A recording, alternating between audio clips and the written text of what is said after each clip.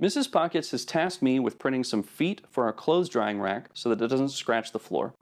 And I figured TPU would be the perfect filament for that. Except I happened to leave my roll of TPU in my garage for about a month, and I promise that's not a bit for this video. When I was opening all the packages, I happened to just leave it in there. And as we all know, or maybe we don't because I see it on Reddit all the time, filament is hygroscopic, which means it accepts moisture from the atmosphere. Even right out of the bag, it can be full of moisture, and especially if you leave it in your garage for about a month. So we need to dry this bad boy.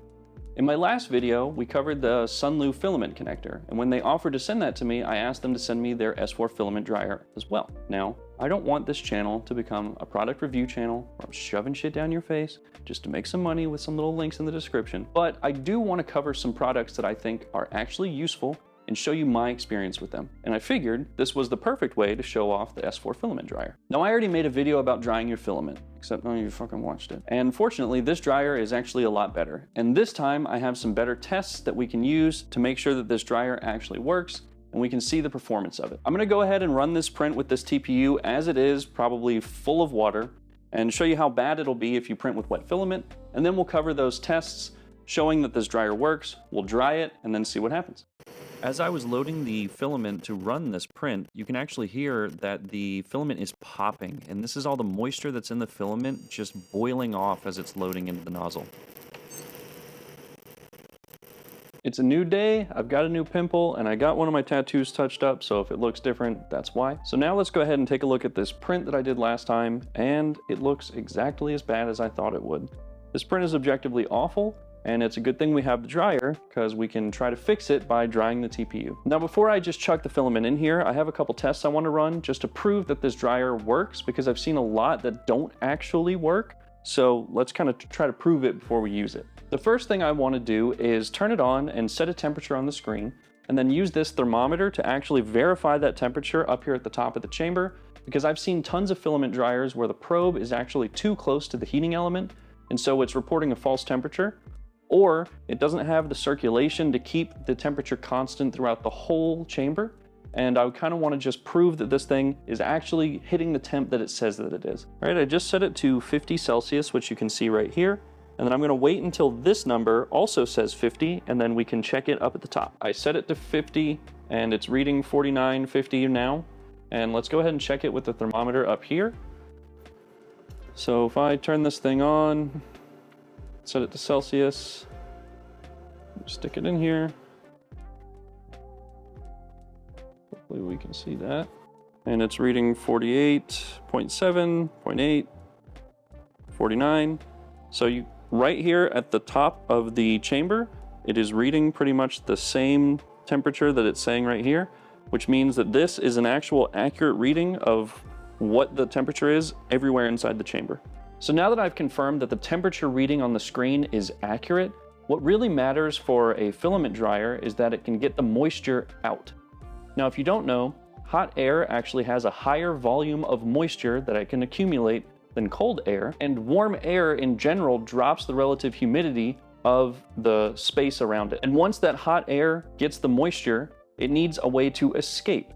A lot of filament dryers have the problem where they put out hot air, but there's nowhere for the moisture in the air to go. So this thing has a fan in it, and presumably they intend for the moisture to escape from these ports where you can attach the PTFE tubes. So what I'm going to do is very simple. I'm going to put a wet sponge in here and see if it dries it. I'll measure the sponge and see how much it weighs, and then after a couple hours of drying, I'll see if the weight is any less, and it should be. And then we can confirm that the water is actually escaping out of the dryer. I would do this with a full spool of filament, but I don't have a scale that can accurately measure more than a kilogram down to a couple decimal points, but I do for something that's under, I don't know, it's under a kilogram, but so let's go ahead and do that. Got my wet sponge here, and I did a tear before I put this on, and it weighs 66.78 grams. So let's throw it in the dryer for a couple hours and see what happens. One thing to note, as I just now put it in there, we actually should see the relative humidity of the chamber actually go up, and we actually just did. It went from 28 to 29. This should actually go up quite a few more percent and then drop back down once it equalizes and the moisture starts getting expelled from the chamber.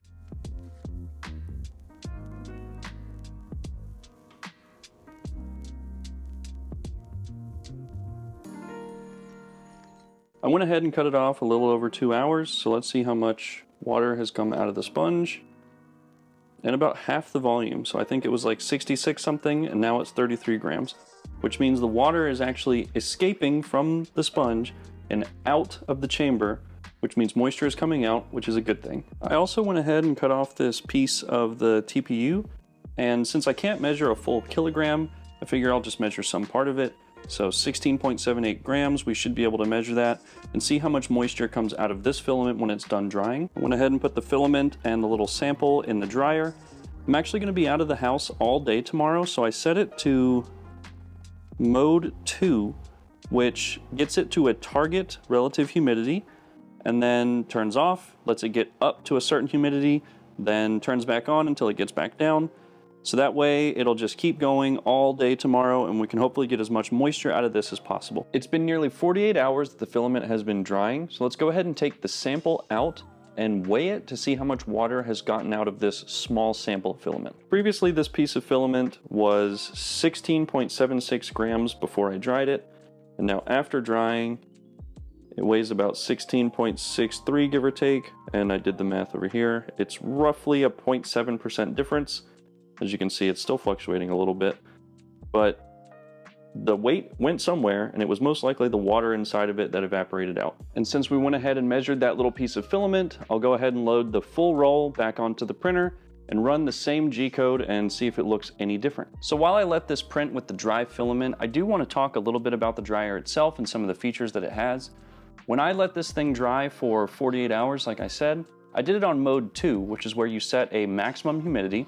And once it reaches that maximum humidity, it will then bring it back down and then turn off, allow it to get back up, and cycle like that. So instead of just staying on 100% of the time, it allows you to save a little bit of energy and keep the filament in an environment that is not humid. So that's what I did. It kept it under 30% humidity, and it kept it roughly above 40 degrees Celsius. So it stayed a little bit warm in the chamber the entire time. You can also print straight out of this thing with a bunch of different holes for you to run a PTFE tube out of, which is very handy. And I probably would have just printed straight out of it if I wasn't printing on this little cart and it can't really reach, so I wasn't gonna try that. It has an LED light, which you can turn it off, so that's nice, and it has a couple different modes. And then it has a bunch of different built-in settings for different types of filament. You can also customize the temperature if you don't want to use the built-in settings. It has space for 4 different rolls, which is really nice. That way you have a compact solution to take care of a lot of filament at one time. And it has fans inside to circulate the air during the drying process so it doesn't get stagnant, and you make sure that that hot air goes around the entire chamber and escapes out of these holes at the top. I can already tell that this print is going to go much better than this print, simply because I can't hear the filament popping and crackling as it's printing right now, which is something that I could do with this one, which is essentially the water in the filament boiling and evaporating as it hits the hot nozzle, which means that there's not as much moisture in this filament now, and we should get a much better print. Now we can finally have a look at the final result after the filament has been dried, and we did the same print again, just with dry filament. And I mean, you tell me which one looks better. I don't think that this dried filament one is a perfect print. There is still some artifacts here on the end, but what we did was we eliminated wet filament from being a problem. So now I can go and solve all of these other issues knowing that wet filament isn't the cause of them. It might seem silly to do an entire video on a filament dryer because I feel like most people know you should dry your filament, but there are a lot of people who don't know that, and here's your sign. You need to be drying your filament, especially ones that are super hygroscopic like TPU. And what this video did was it proved that this filament dryer, the S4, does work, and it works very well. And I've been using it for about a month now, and I've been drying all different types of filament, whether it's ABS, ASA, PETG, PLA, TPU. I throw them all in the dryer before I print. There will be an affiliate link in the description if you are interested in purchasing one of these, and if you use my affiliate link, I appreciate it because it helps support the channel. At the end of all this, I just want to hear what you guys think, so leave it down in the comments below if you even dry your filament and haven't had any problems not drying it.